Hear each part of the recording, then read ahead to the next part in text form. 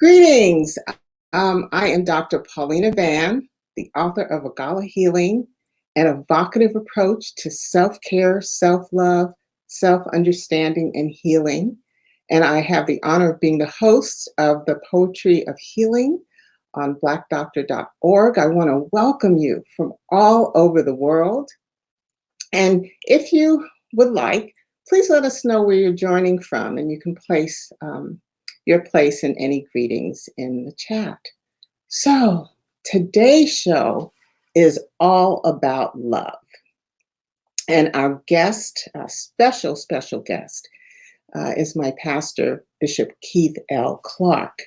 So, before we bring Bishop Clark on, I'd like to begin, as we always do, with a centering exercise. This is to help us to focus, collect our energy for the time that we will have together today. So this is a holiday season, especially in the United States, and whether you celebrate it or not, there's lots of activity going on, competing for your energy and your attention. This is one of the seasons that people really want to get together. And this is, as you know, the second holiday season that it's not going to be the way it used to be.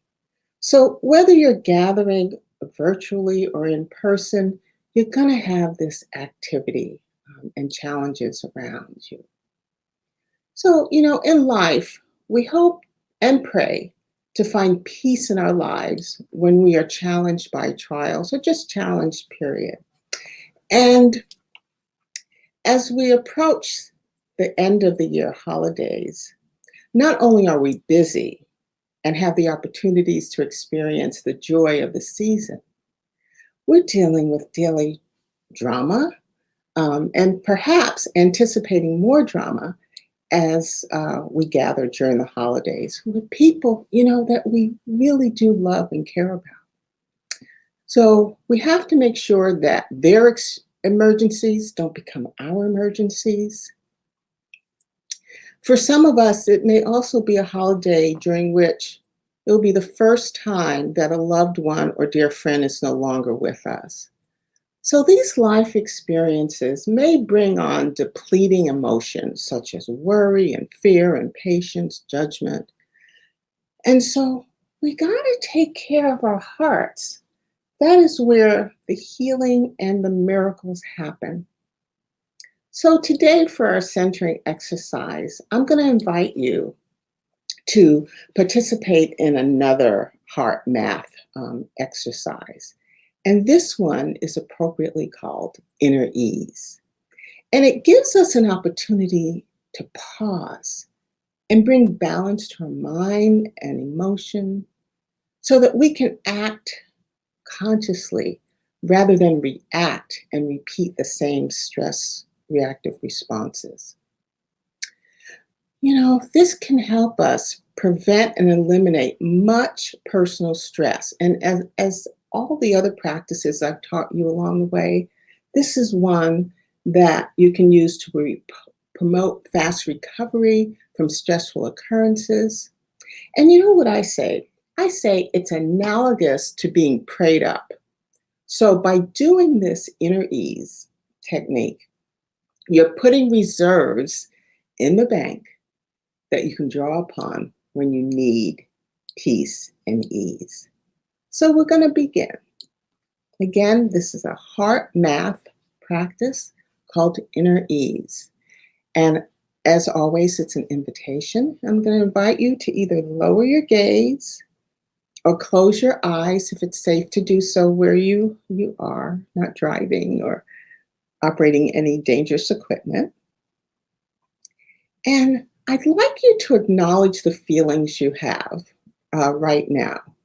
Any that are kind of making you feel out of sync, okay?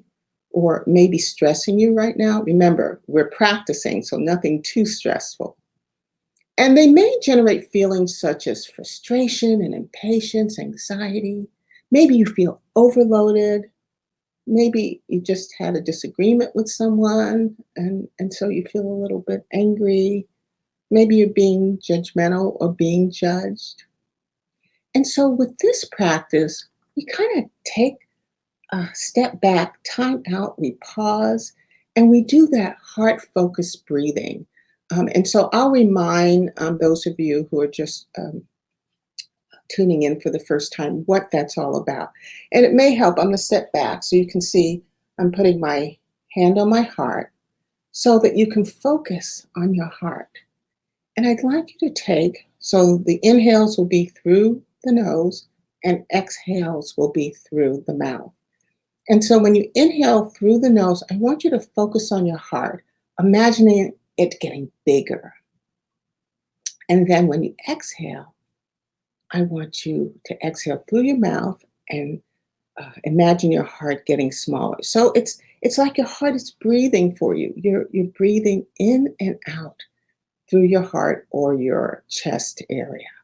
Okay, and so it has been proven that uh, you can restore balance and calm to your mental and emotional nature by activating your heart and affirming the power of your heart. Because I've told you in the past, the heart is much more powerful than the brain. And I'll have to revisit that in a future show. But during the heart focused breathing, I want you to imagine with each breath that you're drawing in a feeling of inner ease, relaxation, and infusing your mental and emotional nature with balance and self care for that precious heart of yours. Okay. And just practicing will increase your awareness of when the stressful emotion has calmed into a state of ease. Okay. So I want you to continue doing that heart focused breathing in through your nose, big heart, out through your mouth. And you do it slowly. Okay. The mind and emotions operate on a vibrational level, slowing down the stressful vibration and helping to reestablish the cooperation and balance between the heart, the mind, and your emotions. Okay? I want you to continue to breathe slowly. When the stressful feelings have calmed, I ask you to make a heartfelt commitment that you want to anchor and maintain this state of ease as you re-engage and go about your daily interactions. So I'm going to share how I anchor. Um, and I anchor and I say to myself, I create what I want for this situation. I'm in charge. Okay. And I'll give you an example. I send blessings to anyone who has hurt or disappointed me. Okay. So that's how I regulate this heart, mind, and emotion. Now, we're ending this practice. And to end it, I'd like you to take a deep breath and notice how your body feels. Okay, how does it feel now? Now take a deep breath and bring your awareness back to our session.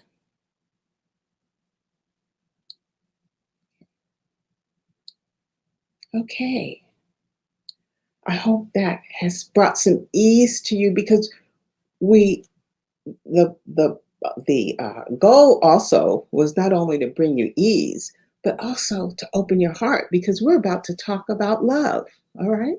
So at this time, I want to welcome with just an open heart and tons of gratitude, Bishop Keith L. Clark, our special guest today.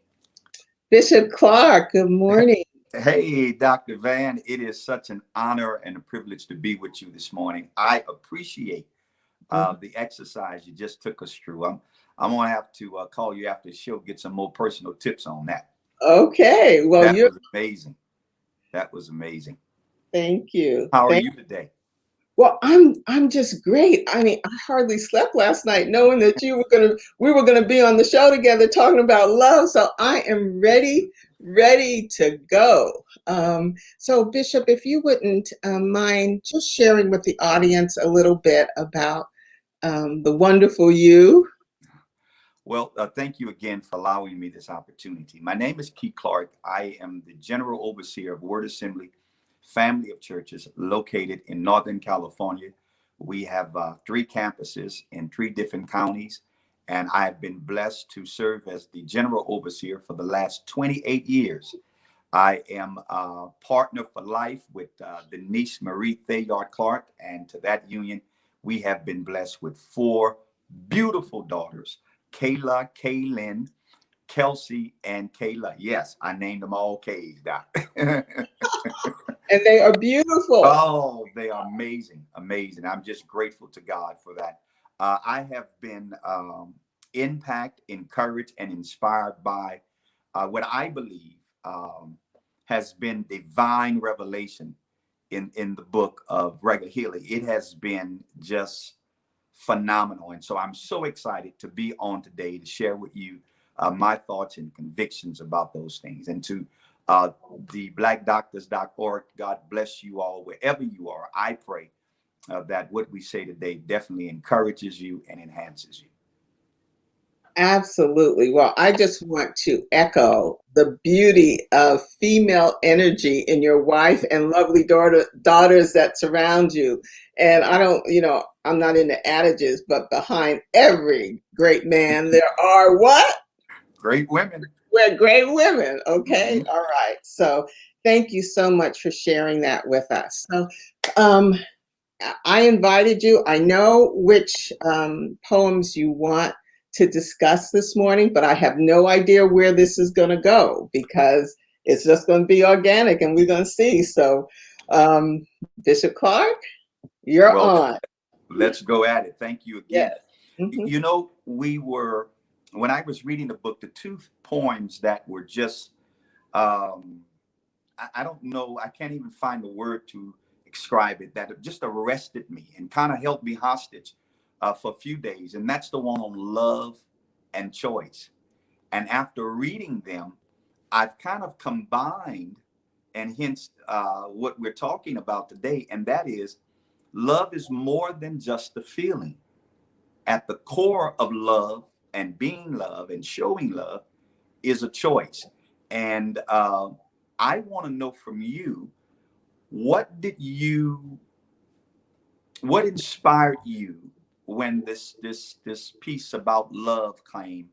And then there's such difference. I don't know if it was the editor who placed the poems in the position they were in. Tell me a little bit about that, because I mean, this love as a choice and both of those pieces together are just amazing. Tell me what inspired you, what setting was going on when you came up with those? Okay. All right. This is a great question. So, just for those who don't know the history of this book, these 100 poems, and I also call them regalos, as Spanish for gifts, because they were given to me. And so I must give them to the world. I didn't sit down to create them.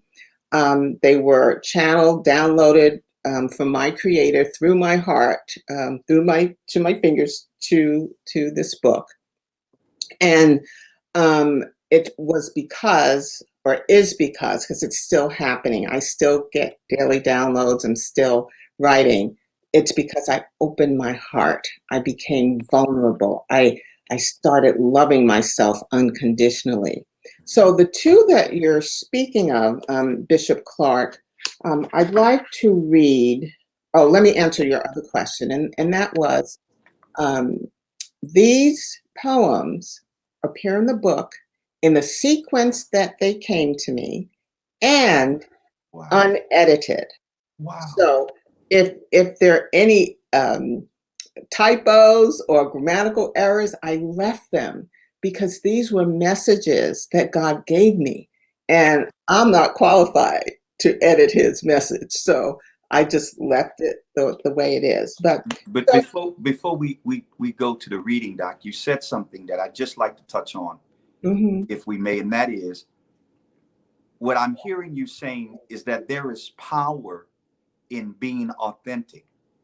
And I think at the foundation of this whole issue of healing, when we talk about all of the things you were talking about in terms of the stress stimulants and how holiday season, when we're able to be authentic, I think we qualify for healing in every aspect. And so as we delve into these pieces about love and choice, I appreciate you saying that, because so many people are hesitant to move with a vision, are hesitant to move and fulfill purpose because they feel as though the way they are is not good enough. And what I'm excited about, Dr. Van, is I have learned from my journey in life that God works with the authentic. And so those of you all who are watching know that you are good enough right now with all the typos, with all of the issues. You are good up, and God can work with that. So I'm appreciative of that, Doc. Thank you so much for saying that. Well, and you are a very good example of that. You are at the first, when we had the new members, I attended the new members class with you. And I made that mention. I said, I am so glad to be in this congregation with you as a leader because you are so authentic. There is nothing that anyone can say, Bishop Clark, because Bishop Clark will give it to you before you find it. And I really have appreciated this. And this is what's happened with this book, because each poem, it starts with abuse that I experienced in childhood, but that's the only one and that's where I had to open up. But all the remaining 99 is all about healing, and it uses my life to give these lessons about healing. And I remember an early reader said to me, "You're not going to publish this." And I said, "Why? What's the problem?" Yeah. It's so personal. Mm-hmm. And I said, "That's why I have to share it with the world." Mm-hmm. And there can be nothing. And Bishop, I'm not trying to preach now, but there can be. You see me got my Baptist rock going. But there should be nothing in our lives that we don't expose, unless it's something that's going to hurt someone, but about ourselves. Yeah. That we should be afraid, because we live freer. And you preach about that. We live freer, we live happier, we live unencumbered, so it's amazing, Doc. And you see, and I knew this would happen when we started talking. I knew, and that's why I thank you for that again. But what you just said describes the scriptures. And regardless of what one's respective of faith is, whatever tool you've used to gain and to mature in that faith, there are individuals that you learn from who oftentimes, and we see it in the scriptures clearly, are just bare. Here Moses kills a man, and David has an act of infidelity. Abraham lies, and Peter cusses. I mean, all of these guys and women that God uses in scriptures, he uses them to help us by explaining and exposing all of their lives. And I think transparency is the language of those who are authentic. Oh yes. Oh yes. You can't live unless you're transparent, and so, and you can't love yourself unless you look at yourself. Okay. All right. And my daughter says, you want somebody to love you, you got to be that person that you want to have in your life. So I'm gonna start with love, because this is, I was just grinning with joy when you chose this, because this has a history. Okay, so for those of you who have the book, this is on page 193, and it's entitled Love, but the letters are in big caps. Okay, so express love from day's start. Express love, it comes from the heart. Express love, it's a fruit from the spirit. Express love, there is no limit. Express love. It's more than a feeling. Express love. It creates healing. Express love. It's God's gift. Express love. It gives my spirit a lift. Express love. Do you know what it signifies? Express love. For this Gemini, it's formative, living optimistic, vulnerable, and eclectic. Mhm. And so I want to tell you the story. And I don't know if you remember this, but this was prompted, or the download was prompted after one of your word of the days. Bishop Clark provides us like a 60, 90-second word of the day, 7 days a week at 9 a.m. Pacific time. And you ended it with express love. And then this energy welled up in my heart, and the words started to come down. But I struggled with this, and this was the only one of 100 that I struggled with, meaning part of it came to me on September the 15th, and then nothing on the 16th, a little bit on the 17th, and finally on the 18th, when I got the surge again, a little voice said, call Bishop Clark. And then another little voice said, you can't bother him now. He's preparing his sermon. And so I called you anyway, and you picked up on the first ring. And I said, you remember, I stuttered. I said, and I was so I do remember excited. that. Yeah, yeah, I do remember that now. Yes. And I was so excited because I had not, first of all, had this experience of this download for one Mhm. poem coming over 3 days, but then the opportunity to discuss with you what love, what was this love all about? Because I didn't think it was an emotion. And I wanted, what you said to me was, we think of love as an emotion, but and I read you what I had written, and you said, but you've turned it into an action. Mhm. And so Mhm. it was really profound for me. And we worked out the mnemonic, because I had a little bit, but we worked out that last mnemonic.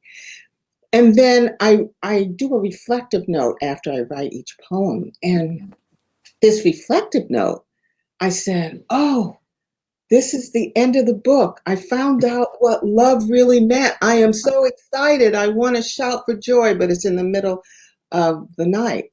But then a little voice said, wait, just wait. And so the last poem of the book wasn't written until January 2021. So it was 4 months later.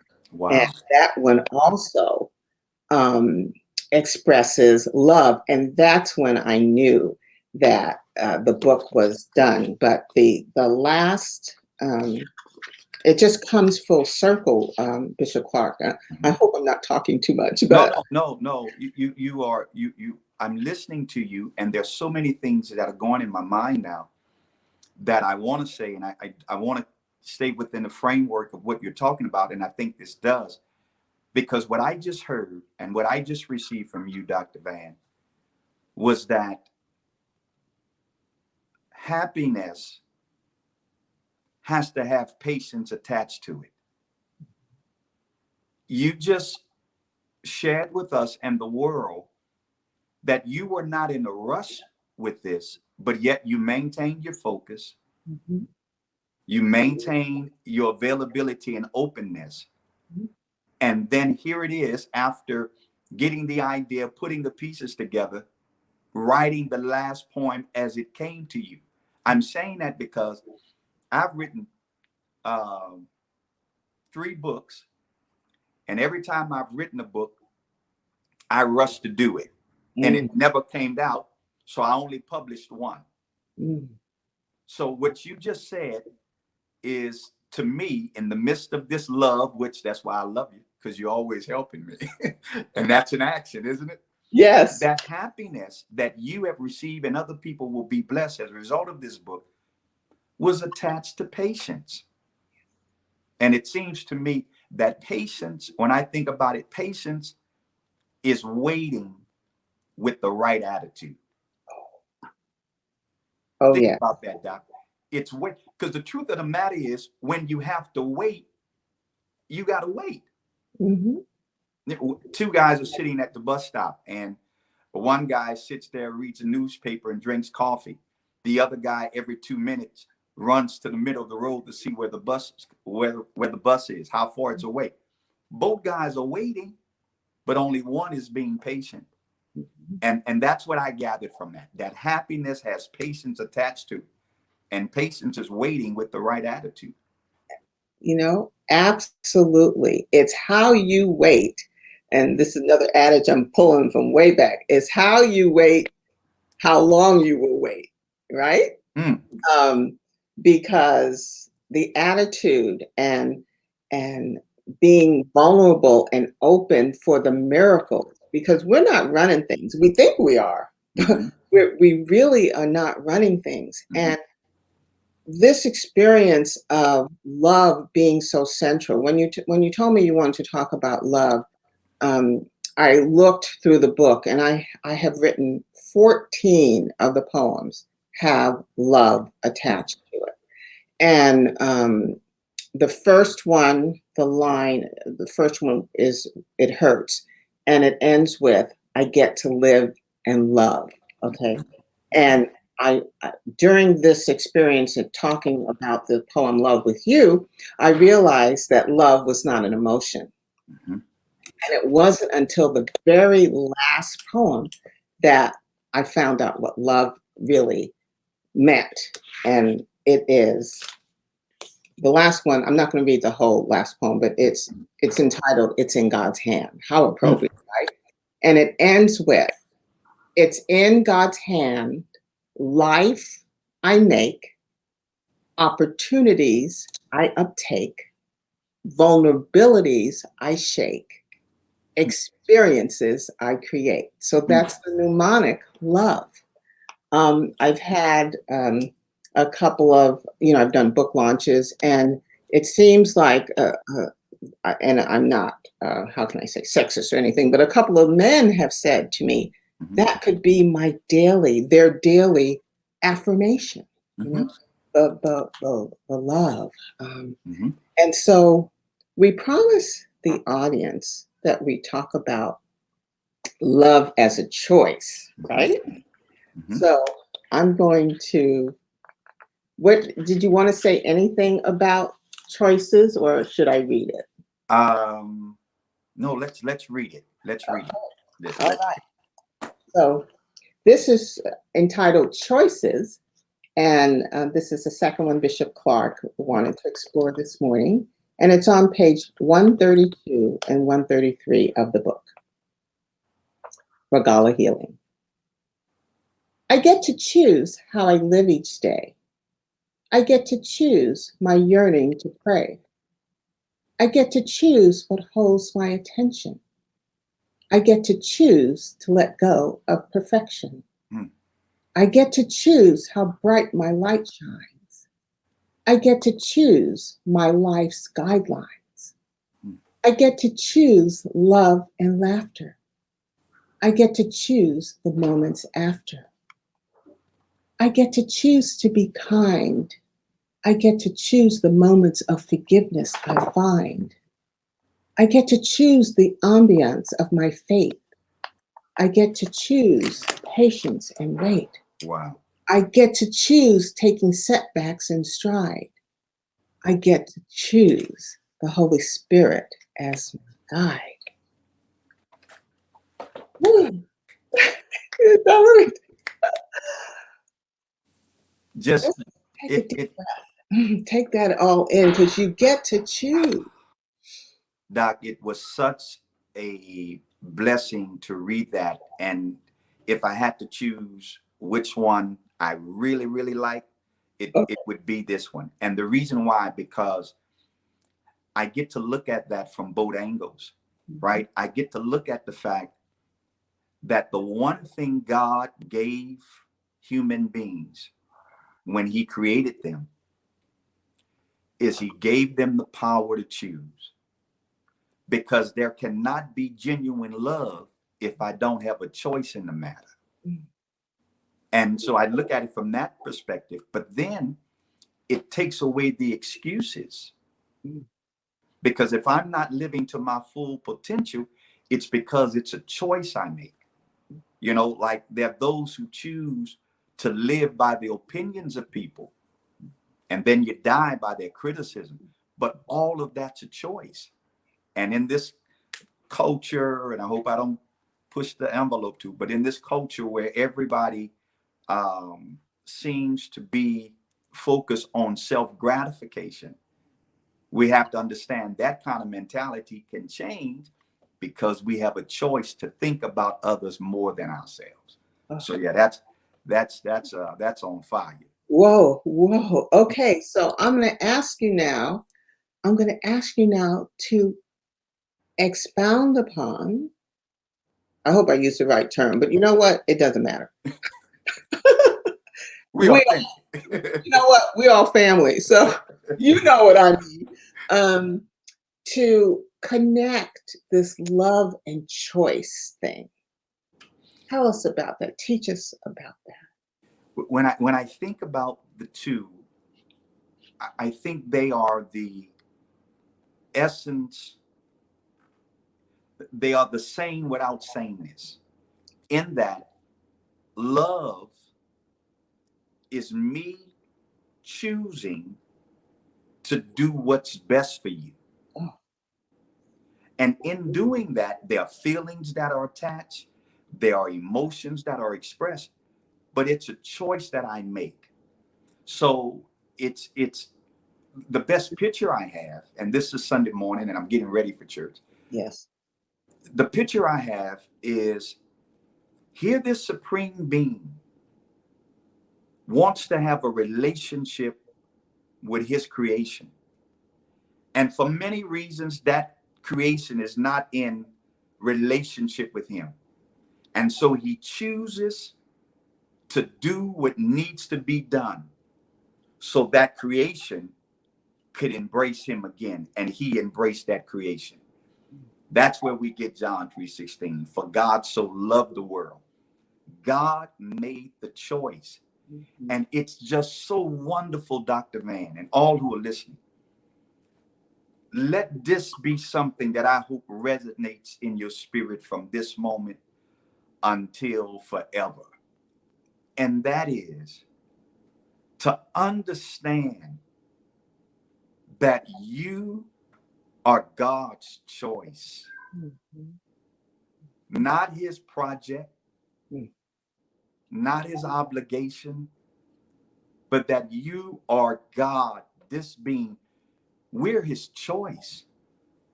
He chose us. He chooses to keep us. He chooses to bless us. It's a choice. And my appreciation of that is to choose what's best for me, because what's best has already chosen me. So, see, now I didn't started preaching, Doctor. Oh yes. Yeah. Oh yes. You're warming up. You're warming up for your service. One other, before we bring this to a close, just one other aspect. And so we may have viewers who are not Christian and who have, other beliefs, in which we, embrace them all. Yes. So Yes. I'd like you to use an example of romantic relationship of love as a choice, to illustrate how important love as a choice is, if you might. No, I most definitely. This is amazing. This is God's time. Is not accident. It's providential. We were having this conversation yesterday, Lady D and I,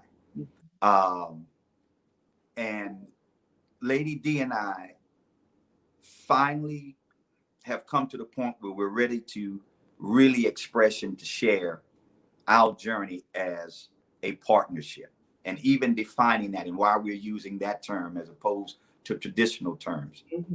So here's the example I would use.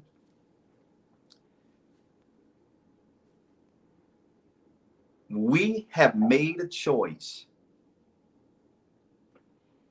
that, come what may, we're going to do purpose together. That's a choice. And because we've made that choice, loving each other, valuing each other comes across now in different ways, because it's no longer an obligation to take care of her. It's no longer an obligation for her to take care of me. It's a choice. And I think in relationships, the best life is yet to be experienced when parties involve, well, will can be experienced when parties involved look at each other and say, you are my choice. Can you imagine, Dr. Van? I hope there's some brothers who are watching me. Can you imagine if you walked in, man, with some flowers and whatever you're going to give for this Christmas and say to her, you are my choice. Oh, I don't even have anything to fan myself. I'm going to use the towel. Oh my gosh. I hope Lady D is listening. Lady D, of course, everyone is his wife, Denise Clark, and beautiful, beautiful. So thank you so much. See, Pastor, I told you, you're transparent. You share, and that's how we grow and just become better, just better. So before we close, is there any last closing words that you would like to share with our audience? I know that I just feel so honored because I know you have a service now to go and preach. And I see that you may be at home, so you got to drive. So I just appreciate you. And I want to make sure, we end so that you have good time to get to church. I am honored. Thank you so much, Dr. Paulina Van. And maybe one day I can come back and share with your audience how important prayer and lining your energy with your will and what you're convinced God has for you, how important that is. Because this sister we watching now, trust me, I don't know if she got a special relationship with God, but she sure make me feel like she know him a little closer more than other folk do. And so I'm honored, Doc, for the opportunity to come. My closing words are simple. And this is true about everybody who's watching this. Whether you're a Christian, an atheist, whether you are male, whatever, this is true about you. And hold on to this, that you are God's choice.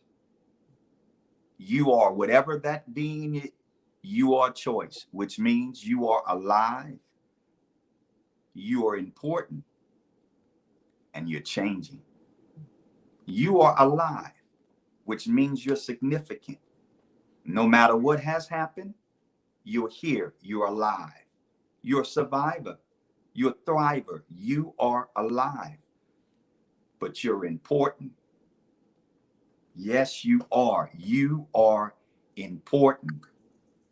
And during this holiday season, when there's so many emotions and regrets and thoughts, please remember that you are important. But not only are you important, but you're changing. And you choose, as we learned today, change for the better. Now, that's what I know. And I love Jesus because of that. So I'm just grateful to God. But those things are true. That's my words, Doc. I think that's I'm ready to preach. Now I may have to skip breakfast and just go straight to preach. just preach. Well, Bishop Clark, I just want to thank you for spending the time with us this morning. And I'm going to end our conversation the way you usually end our phone calls. And I'm going to say, I love you, Bishop. You always say, I love you, sis. And I'm going to say, I love you, Bishop.